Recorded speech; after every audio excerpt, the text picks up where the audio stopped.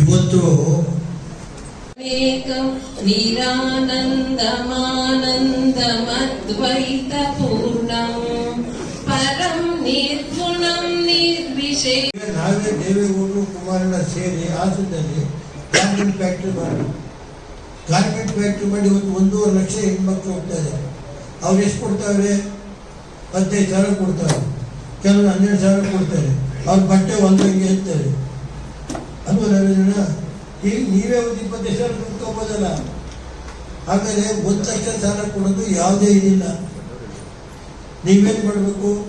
ಈಗ ಡೈಲಿ 4 ದಿನ ಹೆಂಗಸರು ಸಾಲ ತಗೋತಾರೆ ಅಲ್ಲಿ, ಅವ್ರು ಚೆಕ್ ಕೊಡಬೇಕು. ಸ್ವಾಮಿಗೌಡರು ಅದು 10% ಬಡ್ಡಿ, ಇದು 3%.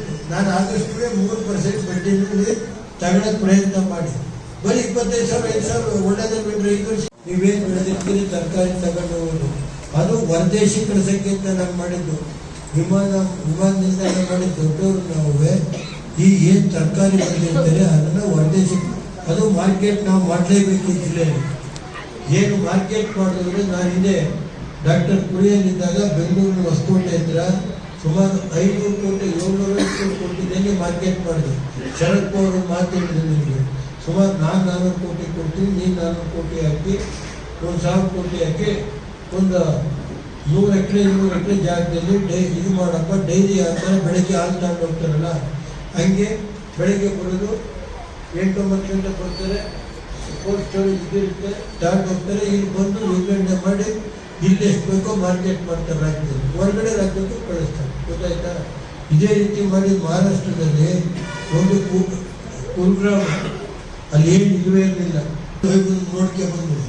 ಕೆರೆ ತುಂಬಿಸ್ಕೊಳ್ಳಿ, ನಿಮಗೆ ಅದು ಬೇರೆ ಮಾಡ್ಕೊಳ್ಳಿ, ನಾವೇನು ಬೇಡ ಹೊಟ್ಟೆ ಉರಿಲ್ಲ ನಮಗೆ. ಅವು ತುಂಬಿಸ್ಕೊಳ್ಳಿ, 2 ಬೆಳೆನಾರು ಮಾಡ್ಕೊಳ್ಳಿ, ಏನಾರು ಮಾಡ್ಕೊಳ್ಳಿ. ನನಗೆ ಬೇಕಾಗಿರೋದು ರೈತರಿಗೆ ನೀರು ಕೊಡೋದಾದ್ರು ಕೊಡಿ, ಕುಡ್ದು ಹೋದ್ರೆ ಪರಿಹಾರದಾರು ಕೊಡಿ. ಇವತ್ತು 80,000 ಹೆಕ್ಟೇರ್ ಪ್ರದೇಶದಲ್ಲಿ ಇವತ್ತು ಸಂಪೂರ್ಣ ನಾಶ ಆಗೋಯ್ತು. ಇವತ್ತು ಆ ಉದ್ದೇಶದಿಂದ 4 ಜನ ನಾವು ಸೇರಿ ಏನಾದ್ರು ಮಾಡಿ ಒಂದು 15-20,000 ಕುಟುಂಬ ಕೊಡಲೇಬೇಕಿದನ್ನ. ನಾವು ಈಗ ಯಾವ ಉದ್ದೇಶದಿಂದ ನಾನು ಮೆಗಾ ಡೈರಿ ಮಾಡ್ತಾ ಇದ್ದೀನಿ, ಇವೆಲ್ಲ ಮಾಡೋದ್ರಿಂದ ದೇವೇಗೌಡರು ಇಟ್ಕೊಂಡು ಇವತ್ತು ನಾವು ಸುಮಾರು 3,500 ಕೋಟಿ ಬಂಡವಾಳ ನಮ್ಮದೇ ಒಂದು ರೈತರದ್ದು ಬಂಡವಾಳ ಇದು. ಹಾಸನ ಡೈರಿ ಕಟ್ಟಿದ್ದಿಲ್ಲ, ನಾನು ಇವತ್ತು ಮೆಗಾ ಡೈರಿ ಕಟ್ತಾ ಇದ್ದೀನಿ. ಅದನ್ನು ಪ್ರತಿ ವರ್ಷ 100 ಕೋಟಿ ಸಾಲ ತೆಗಿತಾ ಇದ್ದೀನಿ. ಈಗ 300 ಕೋಟಿ ಇಟ್ಟು ಬರೀ ಈಗ 200 ಕೋಟಿ ಸಾಲ ಆಗ್ತದೆ. 750 ಕೋಟಿ ಆಗುತ್ತೆ, 790 ಕೋಟಿ ಎಷ್ಟು ಆಗುತ್ತೆ. ಅಂದರೆ ನಮ್ಮ ಯಾವ ಉದ್ದೇಶದಿಂದ ಇವೆಲ್ಲ ನಾವು ರೈತರಿಗೆ ಅನುಕೂಲ ಆಗಲಿ ಅಂತ ಮಾಡ್ತಾ ಇದ್ದೀವಿ.